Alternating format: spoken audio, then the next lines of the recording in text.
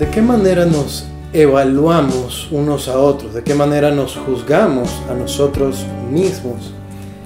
¿De qué manera lo hace Dios?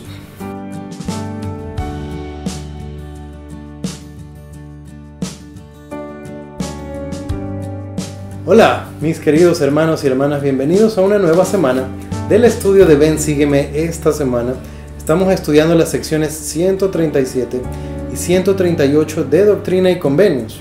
El tema de la semana es la visión de la redención de los muertos. Yo soy Daniel Ampudialazo, este es el estudio de Ven, Sígueme. Hoy nos vamos a concentrar en la sección 137 y en la parte 2 hablaremos de la sección 138 y tenemos algunas cosas similares que conversar en ambos, pero son muchas. Estamos conversando aún de revelaciones recibidas por el joven José, joven aún en el momento de su partida de este mundo, joven todavía, pero también de revelaciones nuevas. Y vamos a conversar algo que me gustó mucho acerca del manual que destaca la relación que existe entre estas dos últimas revelaciones. Conversando acerca de la sección 137, el manual de Doctrina y Convenios de Instituto dice lo siguiente: la visión que el profeta José Smith tuvo del reino celestial que actualmente se halla en Doctrina y Convenios 137 no formó parte de los libros canónicos hasta 1976. Durante la Conferencia General de abril de ese año, la Iglesia votó a aceptar esa visión como escritura.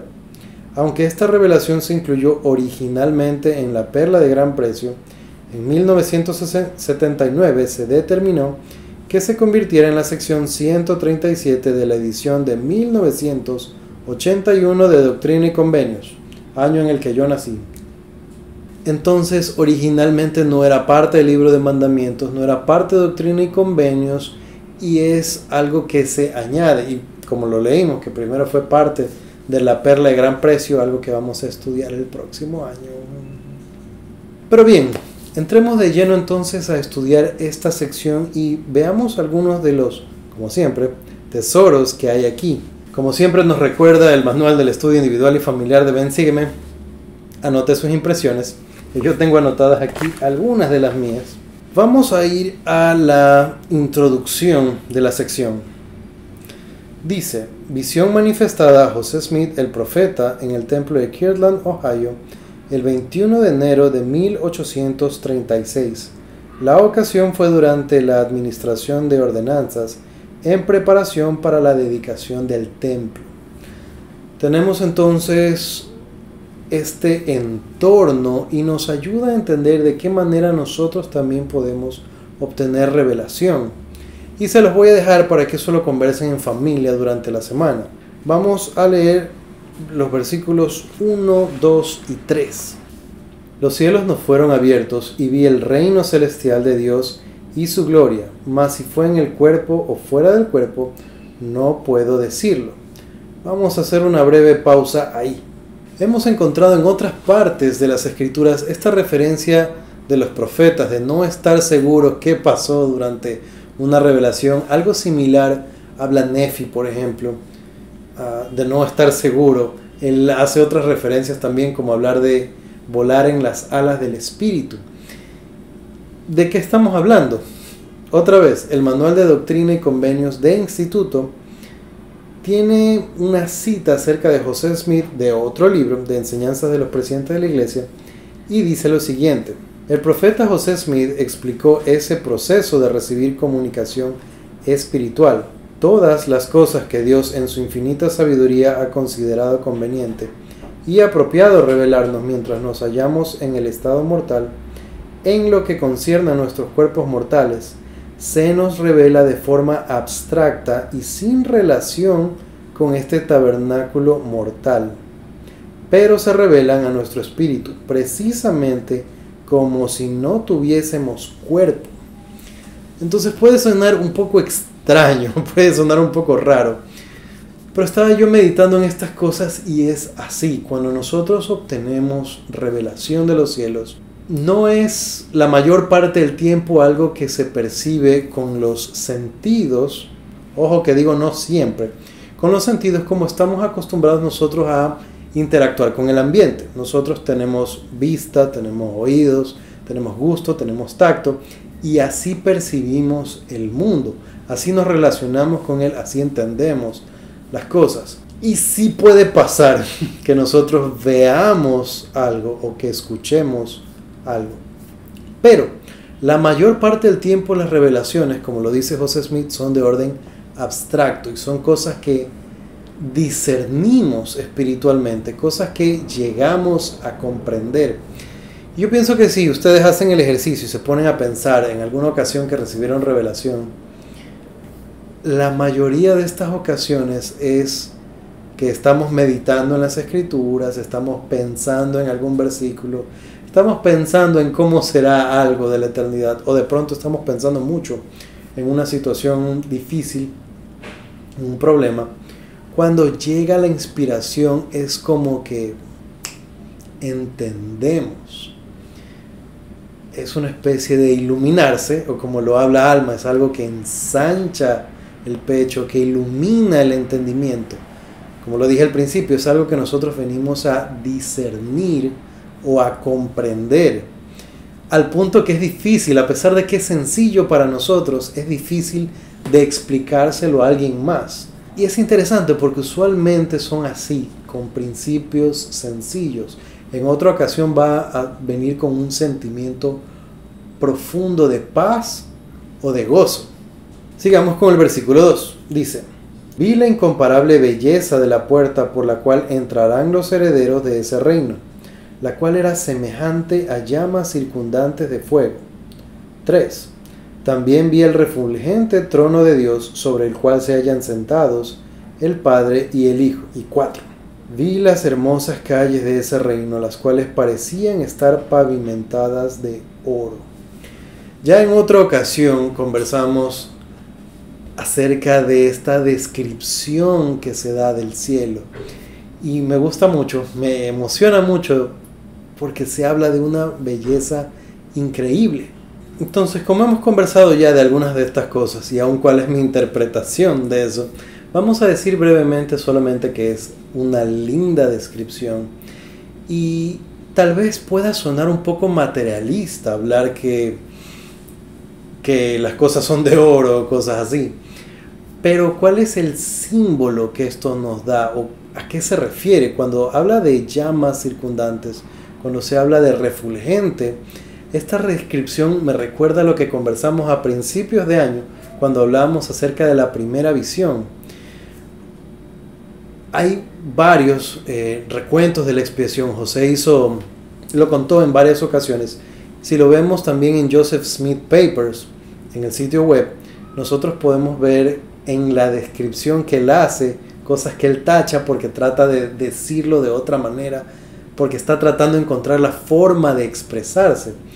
Y una de esas que se me quedó a mí es que él describe el bosque como prenderse en fuego.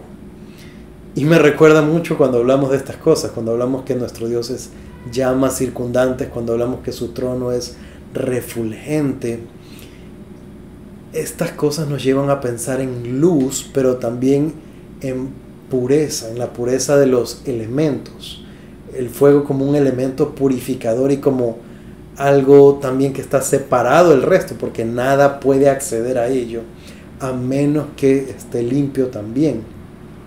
Un fuego purificador.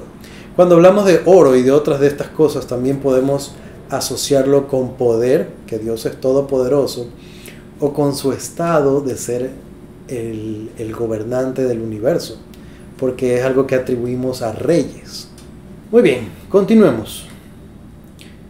Y vamos al versículo 5. Dice lo siguiente: vi a Adán, nuestro padre, y a Abraham, y a mi padre, y a mi madre, y a mi hermano Alvin, que murió hace mucho tiempo. Ok. Esta parte es interesante, se pone bueno.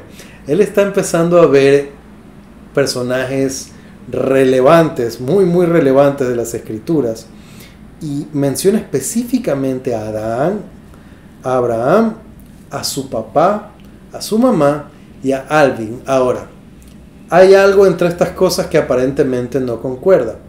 Todos estos personajes habían fallecido con excepción de su mamá. Entonces, de cierta forma, lo que él estaba viendo no era el presente necesariamente, sino una condición o el futuro, porque está viendo que su papá y su mamá están juntos. Y al momento su papá había fallecido, pero su mamá estaba viva.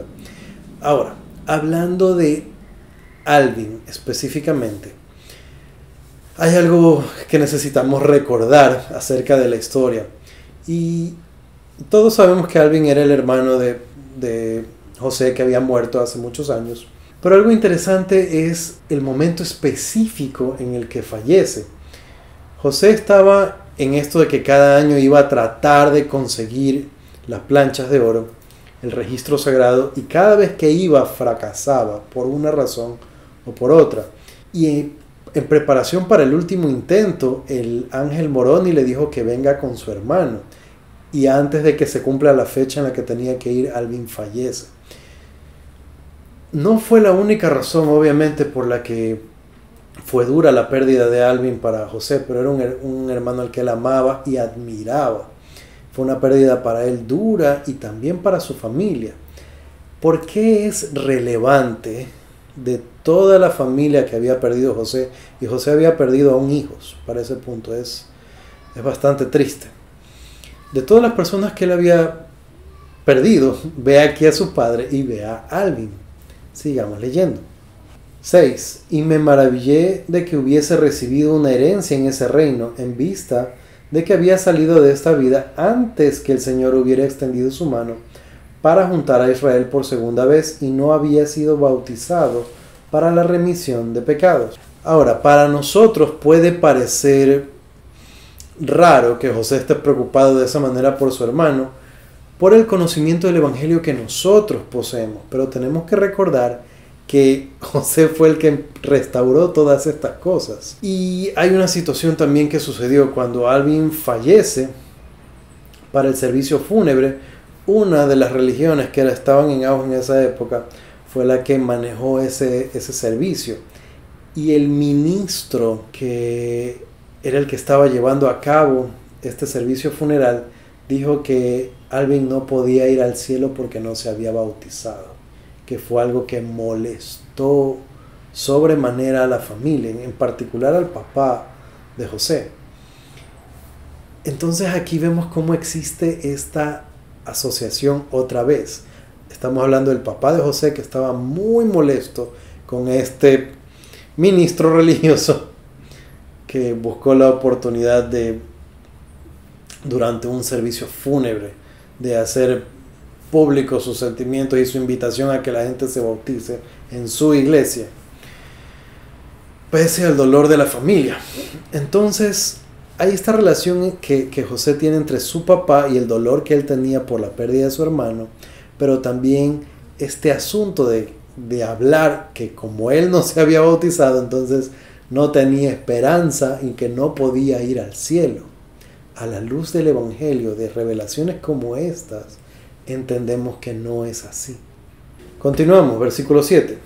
Por lo que me habló la voz del Señor diciendo: todos los que han muerto sin el conocimiento de este Evangelio, quienes lo habrían recibido si lo hubiese permitido permanecer, serán herederos del reino celestial de Dios.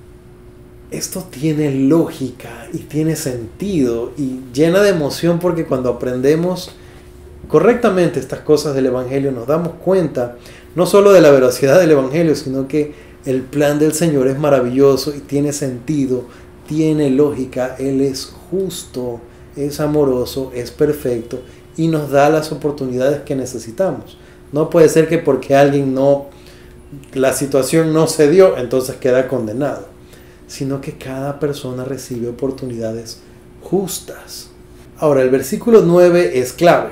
Dice: pues yo el Señor juzgaré a todos los hombres según sus obras, según el deseo de sus corazones. Ahora, fíjense cómo menciona obras, pero también el deseo del corazón. Sobre eso quisiera leer algo que enseñó el elder Dallin H. Oaks. Dice: los deseos de nuestro corazón serán una consideración importante en el juicio final. Esa es una enseñanza aleccionadora, pero a la vez gratificante. Significa que cuando hemos hecho todo lo que podamos, nuestros deseos se encargarán del resto. Al principio les hacía la pregunta, ¿cómo juzgamos a otras personas? ¿Cómo medimos? ¿Cómo nos medimos nosotros mismos? Y finalmente, ¿cómo nos mide el Señor y cómo nos juzga? Nos juzga así de acuerdo a las cosas que hacemos, pero también de acuerdo a los deseos y a las intenciones de nuestro corazón. Y sobre esto podemos analizar y entender, hay una relación entre lo que hacemos y lo que deseamos. O más bien sería al revés, lo que deseamos y lo que hacemos. Leamos algo más que enseñó el elder Neal A. Maxwell, miembro del Quórum de los 12 de hace algunos años. Tal vez varios de ustedes todavía lo recuerdan. Era uno de mis favoritos. Él dijo, lo que persistimos en desear es lo que con el tiempo llegaremos a ser y lo que recibiremos en la eternidad. Solamente si los educamos y capacitamos, nuestros deseos llegarán a ser nuestros aliados en vez de nuestros enemigos. Ahora estamos hablando de nuestros deseos como que si fueran nuestra compañía. Pueden ser amigos, pueden ser enemigos. Y estamos hablando de que nosotros podemos educarlos, como nos enseñaba el elder Maxwell. Ahora, ¿cómo hago yo eso? ¿Cómo yo educo o habitúo mis propios deseos?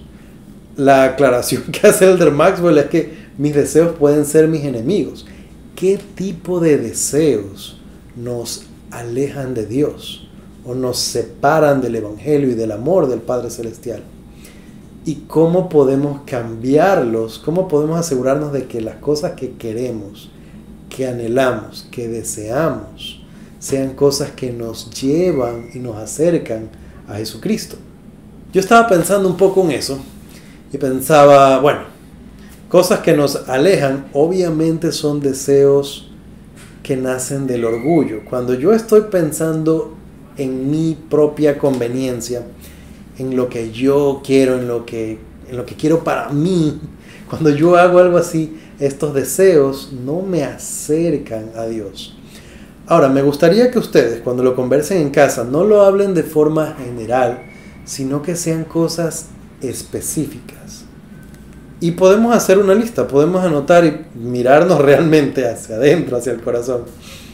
Y pensar, bueno, ¿qué es lo que yo quiero? ¿Qué es lo que anhelo? ¿Qué es lo que deseo? ¿Y a qué acciones me están llevando esos deseos?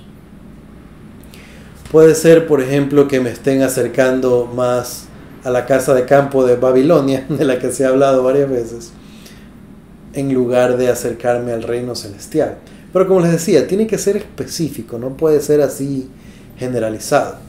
Entonces, de esta manera yo podría pensar, bueno, de pronto tengo una obsesión específica con un carro que me gusta mucho y estoy dispuesto a endeudarme, estoy dispuesto a, qué sé yo, hipotecar la casa para conseguir ese carro, o a trabajar más de lo necesario, olvidando las cosas olvidando mi familia, haciendo a un lado la iglesia, poniendo en segundo plano cosas que son más importantes por obtener algo que quiero.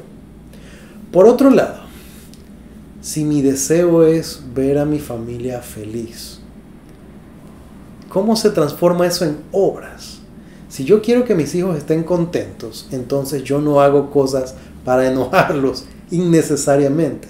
Si yo quiero que mi esposa sea feliz, entonces no le busco problema por todo, no la ando molestando, hincando con cosas innecesarias. A veces somos molestosos con la gente por gusto.